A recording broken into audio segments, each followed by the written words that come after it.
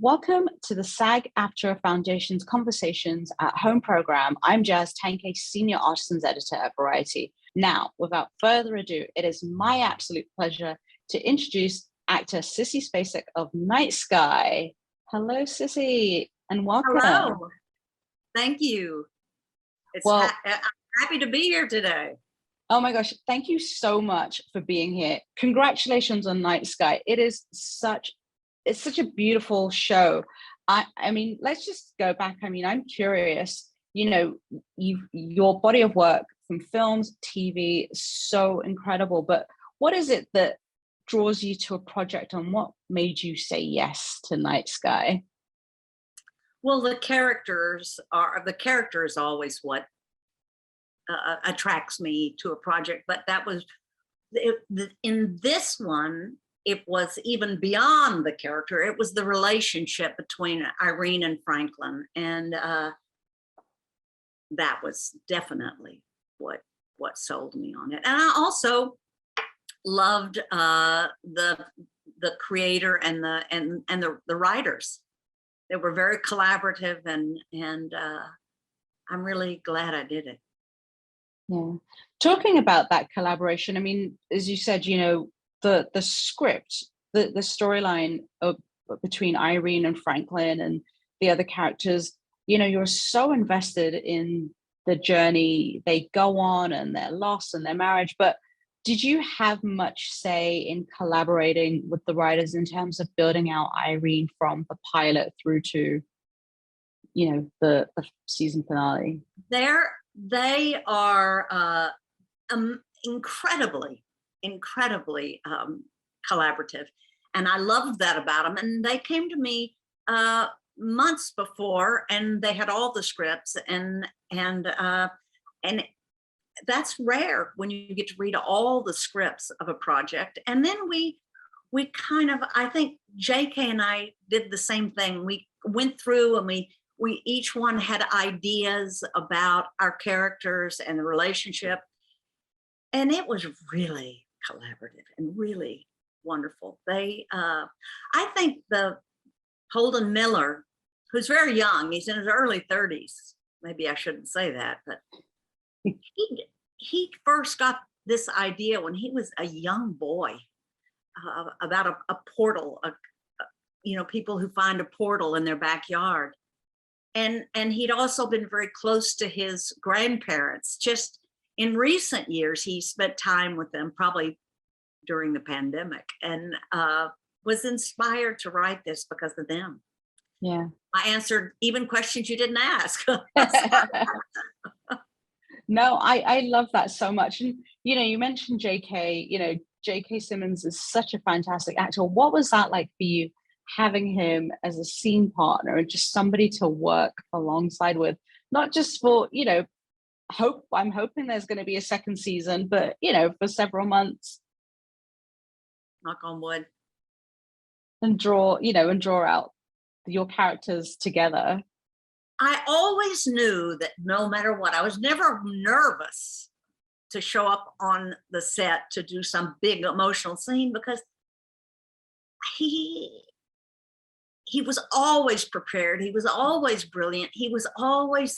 He did things that were so surprising and deep and funny. And he was just he's the real deal. I mean, he's just, it was a pleasure working with him. Yeah. You mentioned the portal. I'm so fascinated by the portal, especially when we get to the end of the season. What does Irene think this portal is really what's her relationship with that portal? I think it's the big mystery of their lives, but the fact that they found it at the same time that they lost their son to suicide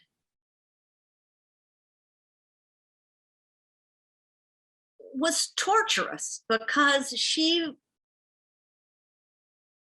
wants to find out what it means and if there's any correlation. She just can't believe that it doesn't have something, one doesn't have something to do with the other. I think she's a very spiritual person. And I think that she's trying to understand her son's loss. And even, you know, coming to grips with whether or not that has anything to do with him, or if it's a way, if it, she's trying to figure out what it means. JK, or Franklin, her husband, is much more, you know, he's still involved in his life with his friends and working in his shop. And she's, you know, she's really tortured by that, what it might mean. So I think that's the main thing that I felt about Irene. Of course, Yeah. she's, you know, she's not, probably before the finding the portal, she was looking within herself, and now she's looking out there. She's confused. Bless her heart. I love that. And since, you know, this is a SAG conversation and, you know, a lot of your peers are watching this, what was your process for Irene? Like, did you give her a backstory? Like, you know, as you said, this is a couple that's gone through, you know, a tragedy, but they're so deeply in love after all these years. Like, how did you build her, like, outside of the script, outside of the conversation, like, as your, what does Sissy do to Well, with Irene? I can't even remember who said this to me once in the early days of being an actress, is that you start from the feet up. You know, she's just an ordinary person. She was an English teacher. They were involved in the community. They had a son. They, you know, they had a happy life together, simple, involved in the community. And when they find this portal, they've lost their son. They have this enormous secret. They're no longer involved in much in the community. They're isolated because of it. And she's waiting to find out what it means. And Franklin wants to get on with life. You know, from the basic things like, one thing I don't even know if people realize, but each episode, almost each episode, is one day, which is why you see Irene and Franklin in the same clothes all the time. You know, they're just ordinary people in extraordinary circumstances. The thing I loved about the possibilities with this character and with this show is that I've been in a long relationship of almost 50 years. I think we've been married 48. But the beauty of, well, there are a few good things about getting older. And one is you have new fodder for your work. You have new things to focus on. You're different than you were 30 years before or 40 years before. And so you're exploring your own life to find this character. And that's usually what I do. But because my age changes and my life experience evolves, I'm able to mine my own life for experiences that help ground me and help me understand the character. And I just loved, you don't see that often. I mean, and I've never had the experience of playing someone who's been in that long term a relationship. And that relationship to me was just the core of the show. I understand that. I understand how love deepens, and particularly when people share tragedies and loss and fun and experiences, it bonds you in a way that nothing else does. And it was just, and then to have someone like J.K. Simmons to work with, it was just, I felt that when I worked with Tommy Lee Jones. No matter what the scene was, I never worried about what he was going to do. And I never, I was just always like excited to get on set to work with JK, because whatever I thought I was going to do was always affected in a positive way by what he brought to it. And there was there became such a deep level of trust between us as actors.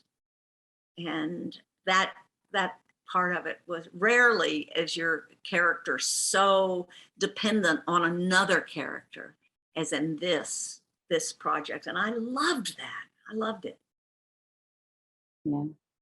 Well, to that, like, one of my favorite lines that Irene says is, "Let's go see the stars tonight." And it's like, she's reminiscing about the night they first met, and like you really feel that love, and it's so refreshing to see that that relationship on screen. And feel like how refreshing was it to play one half of a couple that is so deeply in love still after everything that they've gone through. And well, I think that all the things that they've gone through is what has made their marriage so deep and abiding.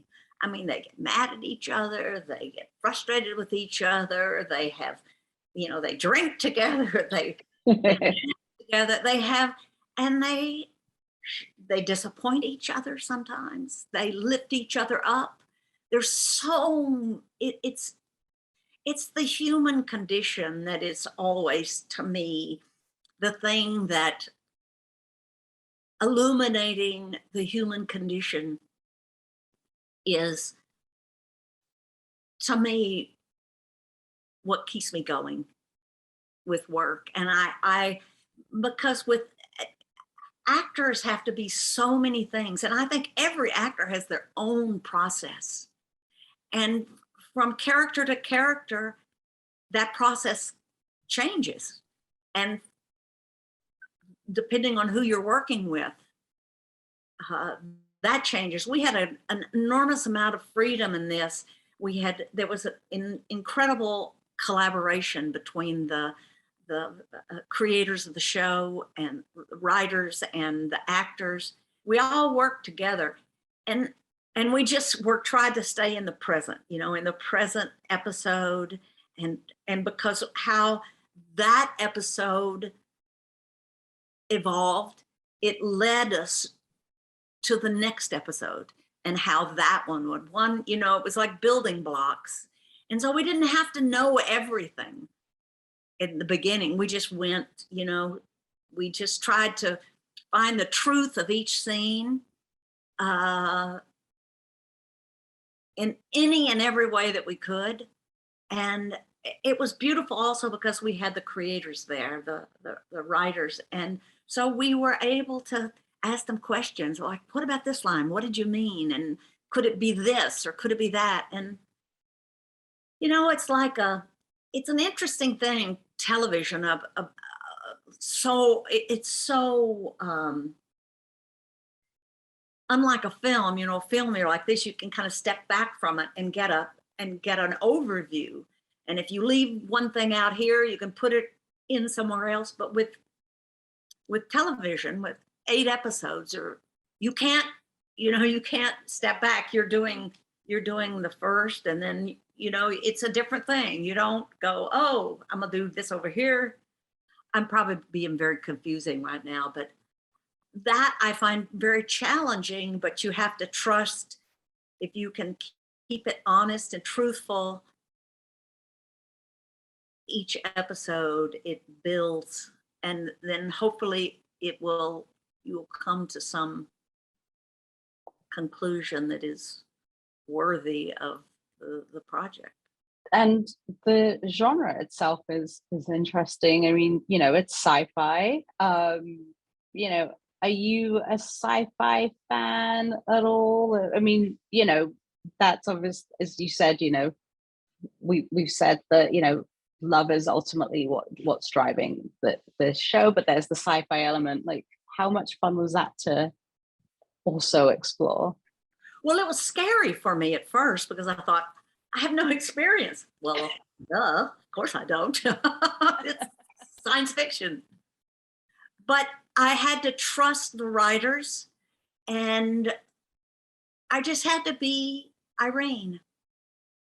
Felt like whenever I felt like I wasn't in my body, I would remind myself that all I had to focus on was being Irene and being honest and truthful with Irene.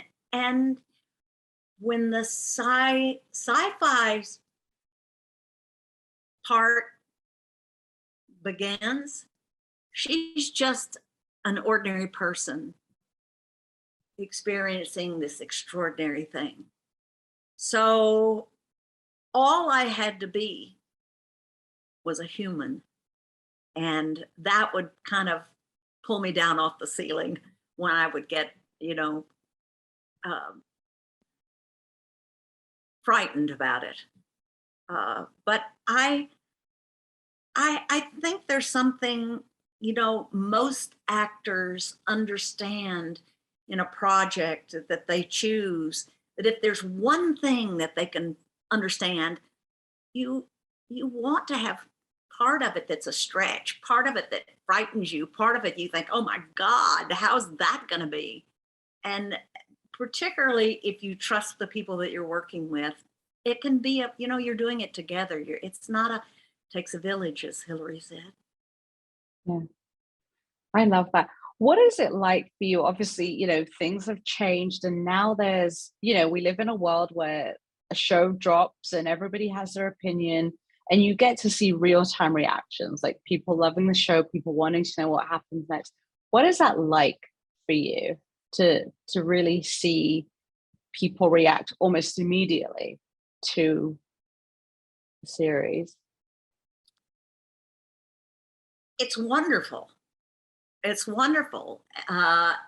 You know, all through the making of it, I guess we thought with, you know, you wonder how people will react, and you work hard to try to build characters and story that will entertain and that will touch. And but I don't, you know, I don't have any experience, or before I didn't have any experience with sci-fi fans, but I did work early in my career with horror fans. And you know, it's scary if they don't like something, and it's thrilling if they do. But I remember when I did Coal Miner's Daughter, I wasn't afraid for Loretta Lynn to see it, but I was terrified of her fan club because I, oh no. So I don't know what the answer to that is. You know, you just go in and do your best, and then it doesn't belong to you anymore. Then it belongs to the universe. So I try not to project ahead and worry too much about all that stuff. I just do it. I try to stay in the moment. And, you know, some of the most meaningful projects to actors, I think, nobody ever sees. So you have to learn to do it for the right reasons, you know, for the work, for the work. And I think most all of the actors that I know and that I have worked with, I think, you know, we're fools for a good character. We you know, we want to explore our psyches and build characters. That's the fun of it. That's the thrill of it. And sometimes we fall on our face, and you know, it's very motivating. You work hard. I love that. Well, since you brought up meaningful projects, you know, that you said that some people never see, as I said at the top of this, you have such an incredible body of work. So for you, of all the projects that you've done, what are some of the most meaningful projects that you've worked on that you wish like people would, or people should go back and discover? Oh gosh, there's so many, and it's been such years. So I'm going to try to put on my thinking cap. I mean, sometimes I even forget films. There was a film with Costa Gavras, that Jack Lemmon and I did, and Melanie Mayron, called Missing. It was really wonderful. And, you know, I love The Straight Story that David Lynch made. And of course, Badlands. Nobody much saw Badlands when it came out, but it's survived. You know, now it's, you know, they teach it in film schools. And, you know, Carrie was a real risk. I remember my parents were not too thrilled about me doing that, but, you know, you'd never know. It's you're just trying to capture the human experience, one human experience. And the beauty of having a long career is that you get to mine all